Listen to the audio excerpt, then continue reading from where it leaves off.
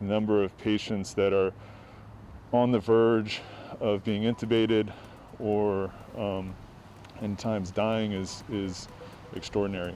Right now on Up with KREM, while the rest of the nation is finally seeing a drop in COVID cases, the situation in North Idaho is only getting worse. And here we sit just moments away from the sunrise, still not up yet, and temperatures are still falling early this morning. The city of Spokane is working to remove thousands of abandoned cars from neighborhoods. But before you ditch your unwanted car, you might want to know about the new program that will actually pay you to get it towed.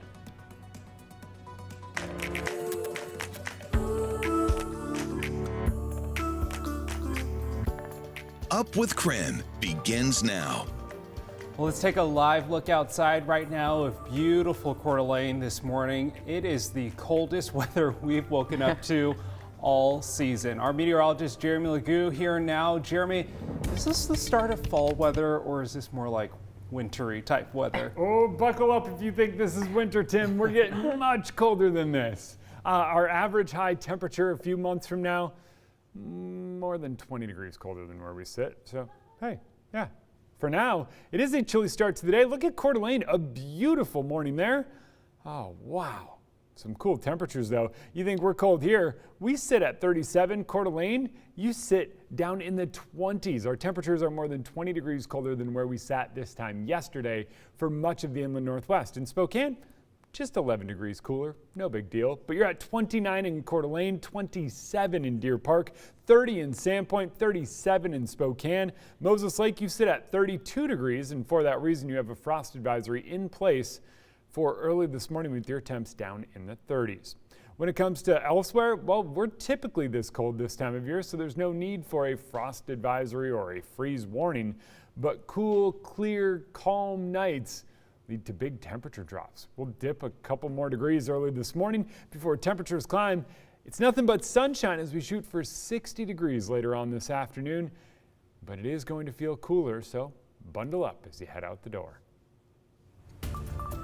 A North Idaho midwife accused of causing a baby to die during an at-home birth will be in court today.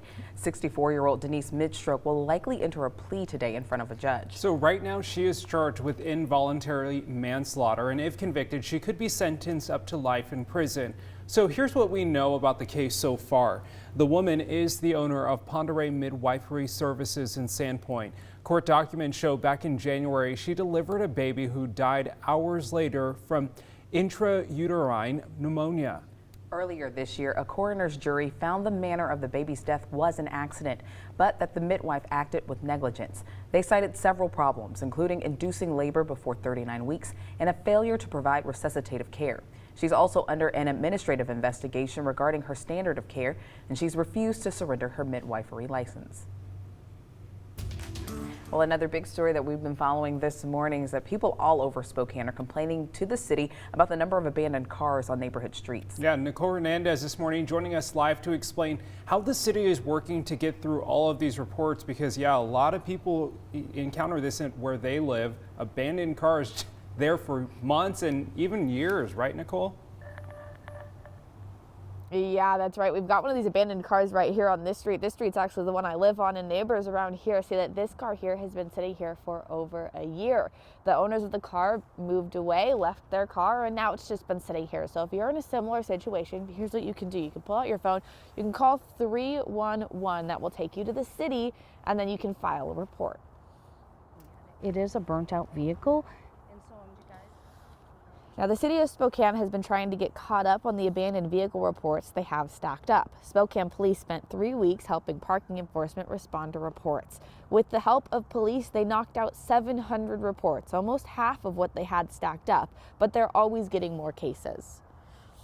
In the same time frame, we also got a lot more complaints submitted. So I would say that that the volume is consistent. Resources are still a challenge. Now, if you have an abandoned car in your neighborhood, here's what you need to do. Either call 311 or use the My Spokane app. Give as much detail in the report as you can. It helps law enforcement do their job. Then parking enforcement will come out and put a warning on the car.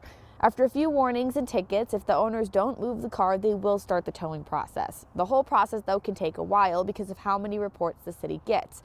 One thing people should know though is instead of abandoning your car, you can actually get money for it. There are services like Cash for Cars that will pay you to come and tow your car away. They'll take pretty much any car, even if it's damaged, and even though they prefer it, you actually don't have to have the title or the keys. So if you have a car that you just don't know what to do with, you're thinking of maybe leaving it around town somewhere, don't do that. Try to reach out to one of these services, get your car towed away. Not only will it help the city, but you'll also get a little bit of extra cash in your pocket. Live in Spokane, I'm Nicole Hernandez. Time now for your Morning Rush. More news in less time. While the rest of the nation is finally seeing a decrease in new COVID cases, North Idaho is dealing with the opposite. Kootenai health leaders say they are admitting 10 to 20 new COVID patients every day. As of last night, they had 150 COVID patients in the hospital. Staff members say they are frustrated due to the vaccine being both readily available and effective. Idaho's vaccination rate is among the worst in the nation. Even if you make it out of the hospital and go home, what we're seeing is a lot of people are going to have chronic lung disease. Many of them will need lung transplants. Their lives have changed. This morning, 43 patients are in critical care at Kootenai Health. 17 of those are on ventilators. Allegations of sexual harassment are spreading throughout the world of women's soccer. Last night, players at the Gotham FC and Washington Spirit game formed a circle in the middle of the field to show solidarity with the victims of abuse within the league. Megan Rapinoe spoke last night about the ongoing controversy. I hope we're in a real moment of reckoning where we can turn this into real change and hopefully save the league, because as it stands right now, that's not really the league any of us want to be a part of. So far, 4 coaches have been fired in the National Women's Soccer League this year, including a former OL Reign coach. Idaho Governor Brad Little is issuing an executive order repealing his political rival's executive order from Tuesday. Lieutenant Governor Janice McGeehan issued an order involving vaccine passports and COVID testing while Little was visiting the U.S.-Mexico border.